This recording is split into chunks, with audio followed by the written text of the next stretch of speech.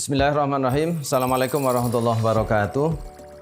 Bismillah, alhamdulillah, wassalatu wassalamu ala rasulillah wa ala alihi wa ashabihi wa mawala. Sobat pelatihan yang berbahagia, kali ini kita akan berbicara tentang sistem pelatihan dan pengembangan sumber daya manusia di Kementerian Agama. Ada 4 poin yang akan kita bahas. Pertama, mengapa kompetensi pegawai perlu ditingkatkan? Yang kedua, berkaitan dengan hubungan pengembangan kompetensi dengan pelatihan. Yang ketiga, kita akan mendiskusikan soal konsep pelatihan yang diselenggarakan oleh Pusdiklat, khususnya Pusdiklat teknis. Dan yang keempat, bagaimana menjaga mutu pelatihan. Mengapa kompetensi pegawai harus ditingkatkan? Setidaknya ada 3 poin yang ingin saya sampaikan. Pertama, bahwa peningkatan kompetensi itu adalah hak setiap pegawai. Dan itu dijamin melalui regulasi peraturan pemerintah nomor 17 tahun 2021. Bahwa setiap pegawai itu memiliki hak untuk peningkatan kompetensi, tentu sesuai dengan kompetensi masing-masing. Guru akan ditingkatkan kompetensinya, begitu juga kepala madrasah, pengawas, penyuluh agama, dan seterusnya. Yang kedua, bahwa kenapa penting untuk ditingkatkan kompetensinya ini? Karena pegawai yang kompeten itu akan berbanding lurus dengan performa organisasi Kementerian Agama. Dan kalau ini dilakukan secara baik, melalui pelatihan yang baik, maka citra Kementerian Agama akan meningkat. Disinilah titik penting mengapa kompetensi tadi itu perlu ditingkatkan. Lalu bagaimana antara kompetensi dengan pelatihan? Ada 4 kuadran ASN yang perlu dikaitkan antara 2 hal. Yang pertama, sisi kompeten dan kualifikasi, dan yang kedua kaitannya dengan kinerja atau performance. Nah, kalau dilihat dari kuadran, bisa sobat pelatihan lihat di sini, di kuadran pertama itu jika kualifikasi seseorang pegawai sesuai, misalnya sarjananya sesuai tarbiyah misalnya, maka dia kompetensinya sejatinya mengajar menjadi guru. Tetapi bisa saja di kinerja ada masalah atau perbedaan. Maka kalau antara kualifikasi pendidikan dengan kompetensi yang dimiliki sebagai guru tadi misalnya, atau sebagai penyuluh yang juga kualifikasinya sesuai dan memiliki kinerja yang bagus, maka ini ada di kuadran 1 yang layak dipertahankan. Tapi bisa jadi seorang ASN ada di kuadran nomor 2. Kompetensinya, kualifikasinya, ya ini tidak sesuai, tapi kinerjanya bagus. Nah, untuk ASN semacam ini perlu dilakukan pelatihan, dilakukan diklat, atau pilihannya dilakukan mutasi. Atau ada yang mungkin juga di kuadran yang ketiga, dia kompetensi kualifikasinya sesuai, tapi problem dengan kinerjanya. Maka ini bisa jadi opsinya dilakukan rotasi atau mutasi.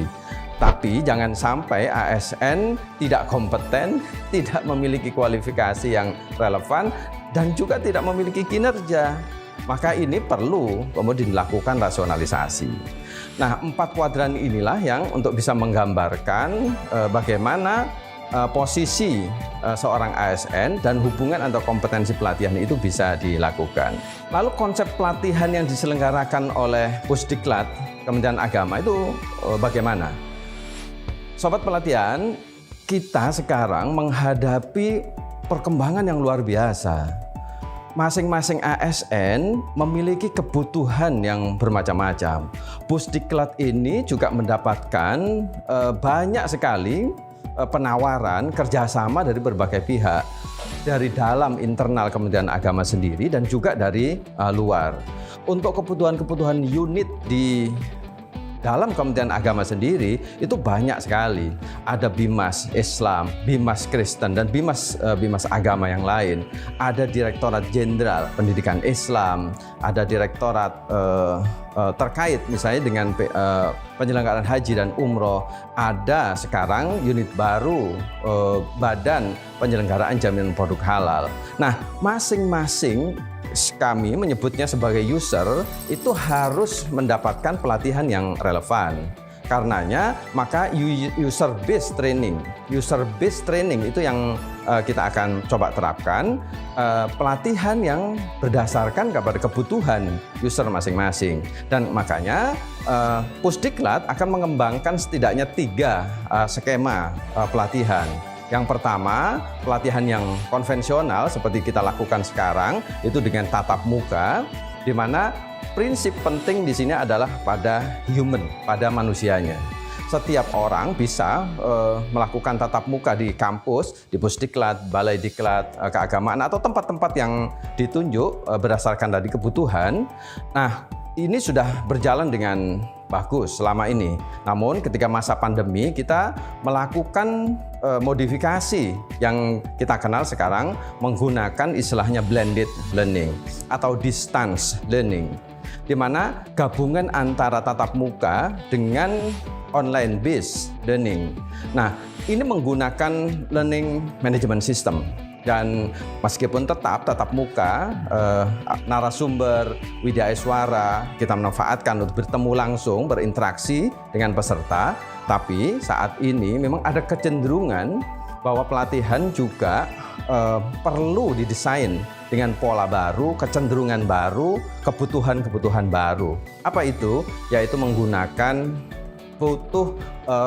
online based learning secara utuh, secara maksimal.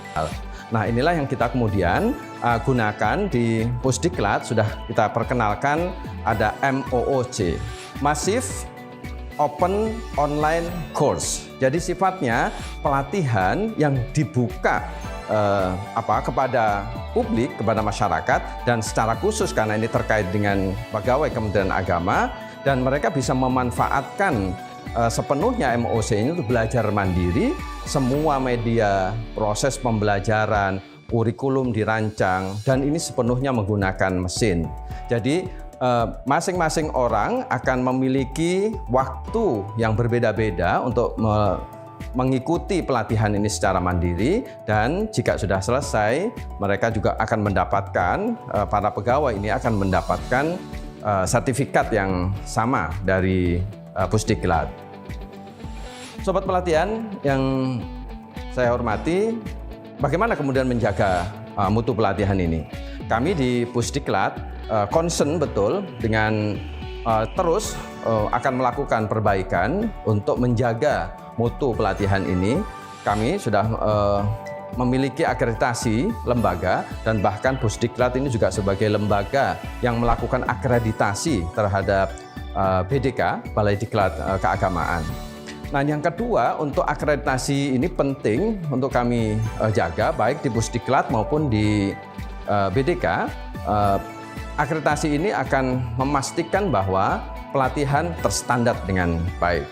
Tidak berbeda satu penyelenggara dengan penyelenggara yang lainnya. Mutu ini juga kita perkuat dengan standar-standar, di mana konten-konten pelatihan mulai dari kurikulum, silabus, kemudian media pembelajarannya, widya suara, ini juga kompetensinya perlu terus kami tingkatkan. Kita mapping sesuai dengan kebutuhan masing-masing. Tentu juga akan diperkuat dengan bahan bacaan yang kebutuhan tadi, baik menggunakan langsung bacaan-bacaan yang sifatnya manual. Saat ini buku-buku juga dikembangkan lagi dengan bacaan-bacaan yang berbasis pada online. Kemudian terakhir juga melakukan evaluasi yang juga standarnya harus pasti.